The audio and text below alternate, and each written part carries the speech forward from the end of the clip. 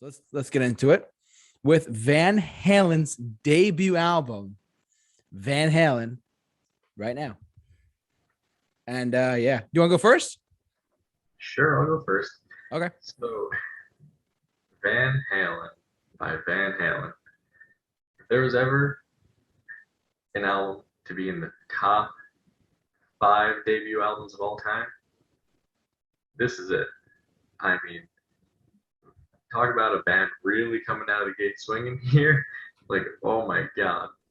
The only other albums that come off the top of my head, debut albums as good as this one, Appetite for Destruction by Guns N' Roses, Yep.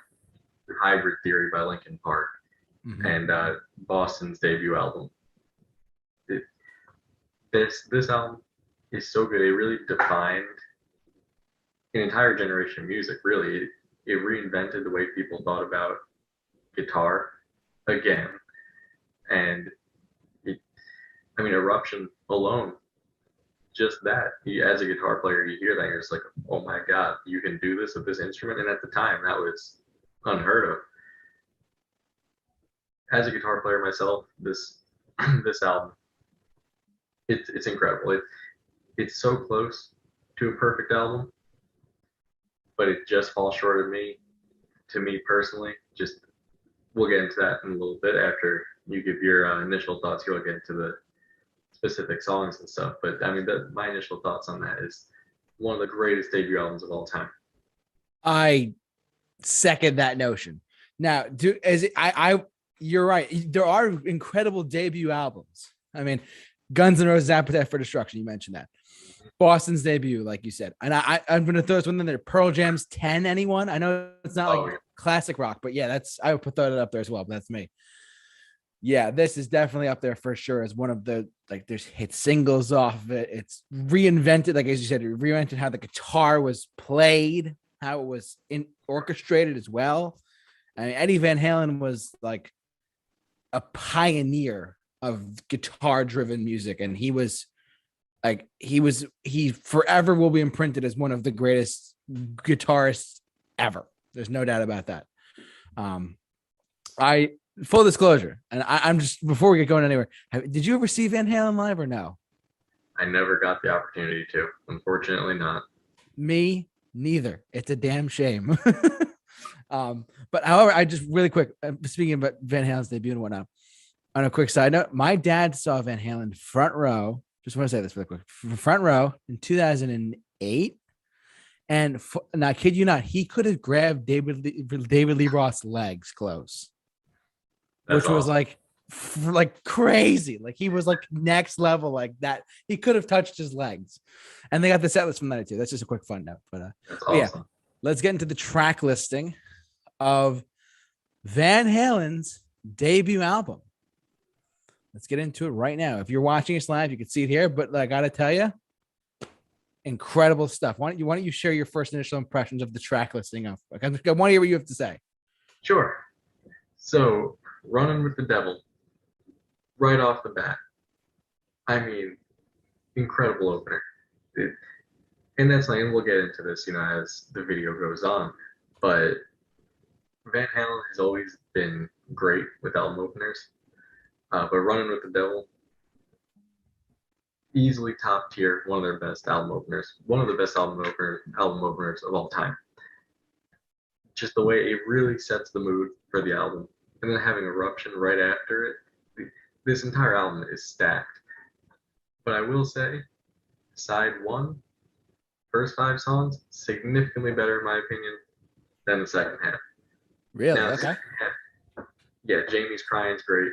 Feel Your Love Tonight, great. Ice Cream Man, fantastic. I don't like Little Dreamer, and I don't like On Fire.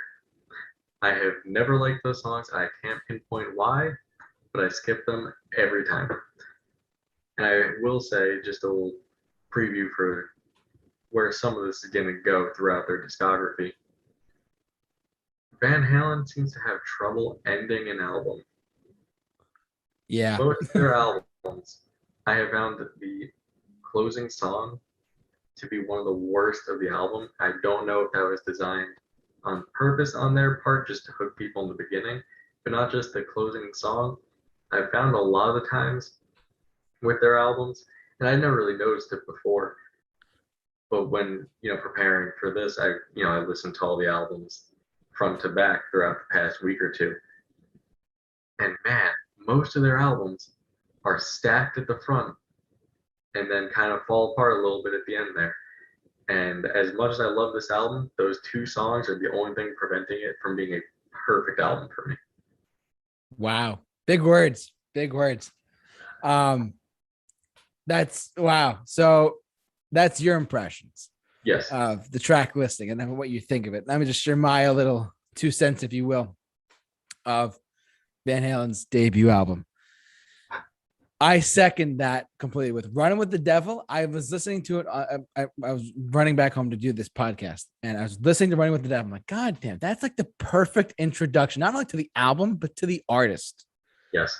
Like incredible from the moment you hear it. And I have an LP pressing, like from the moment you hear it, like just clicking, you're in, you're hooked on this song. You're hooked on this band. You are set.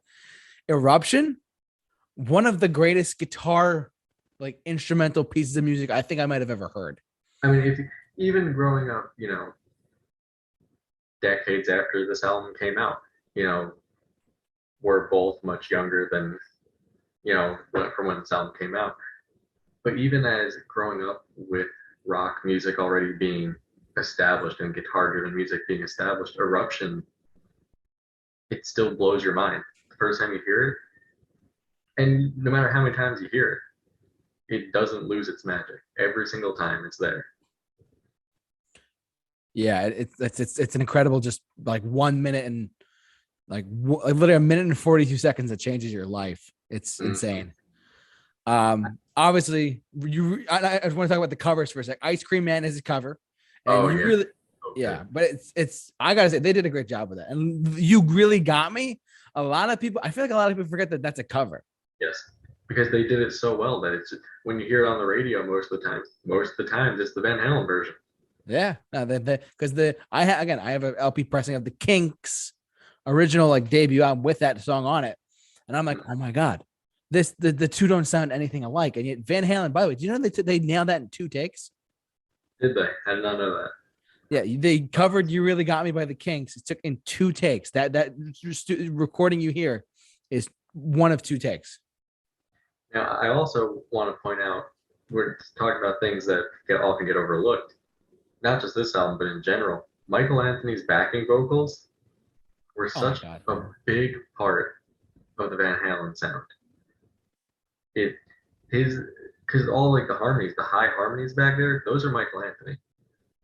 And that oftentimes gets like pushed under the rug, I feel. Yeah. But that's one thing that made their sound. Those like high harmonies throughout the songs. And it's just a fun album, man. It's so fun. I agree. Like, and you were talking about Run with the Devil, Eruption. You really got me. Ain't Talking About Love Anyone. Oh my God. The moment you hear it, it just sounds so sinister. Yes. It's brilliant. Oh my God. Yep. Oh my God. What a fun run of just 4 songs in a row. Like it's such a good run of songs that it really blows your mind. It's such a fun time. You can't not smile while listening to this album. I completely agree with that. And I will say, as far as like you mentioned about the second half of the second half of their debut album, I love Jamie's Crying. Atomic Punk, the way that they like made that song in general, like Eddie like scratching or not scratching. I forget what the term was. He was playing on the guitar and just like moving his hand up and down with like a foot pedal or whatever to create that sound. Incredible. Oh yeah, that Atomic Punk is so good.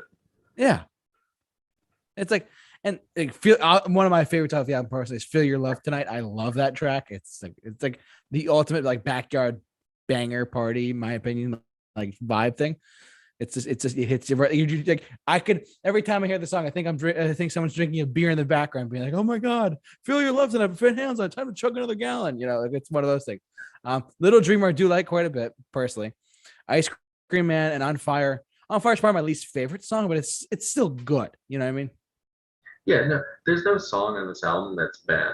Like yeah. And when I say that side 2 is not as good, I'm saying that in a way that every song on this album is great. It's still great. Like if you played me just those 6 songs, I'd have no complaints. Like yeah, Little Dreamer and On Fire, I skipped them. On Fire, that one's a little questionable to me, but Mhm. they're still good songs and they're still fun to listen to. So Yeah. in terms of nothing about anything in this album is bad. It's a classic, fantastic album. But the question is, Kyle, where does this rank for you amongst your Van Halen albums? With all of that praise given, I'm going to go on a controversial limb here and say 3. Really? Number It's your 3. number 3. Oh my Number God. Wow. This is going to be interesting. Well, 3. You. yeah, for me personally, you're gonna think you think that was controversial. Mine might be even more controversial, truthfully. I'm coming out swinging right off the bat. I'm gonna say because when I think of Van Halen, I think of like I think of guitar, I think of like heavy driven like rock and roll and whatnot. But at the same time, this is the one that set like the bar for me personally. And I put it at my number 1 already. You're gonna think I'm crazy for that. Like I put this as my number 1, but that's me. I think a lot of people would agree with you on that, though. Like it's a lot of people say like, what's the best Van Halen album? And some people are like, oh, like it's this. It's like some people say Diver Down. I'm like, look, we'll get that later on. But like, look, you want to talk about like stood the test of time rock and roll? You want to talk about like hardcore driven rock and roll? This is my number 1. With my Spoilers rank, ahead.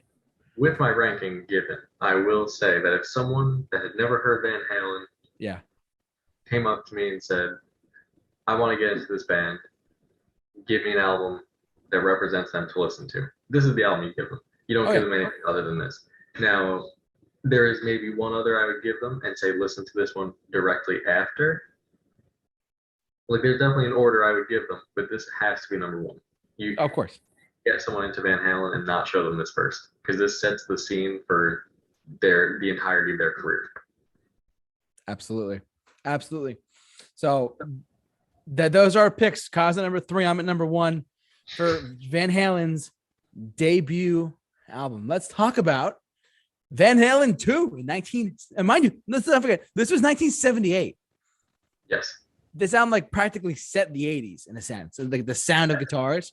When you hear this album, you do think, like in your head immediately, you think, oh, 80s. It's not the case. This is late 70s. This really set the stage for what a lot of the 80s would become musically. Yeah. And I mean, Ted Templeman producing was fantastic too.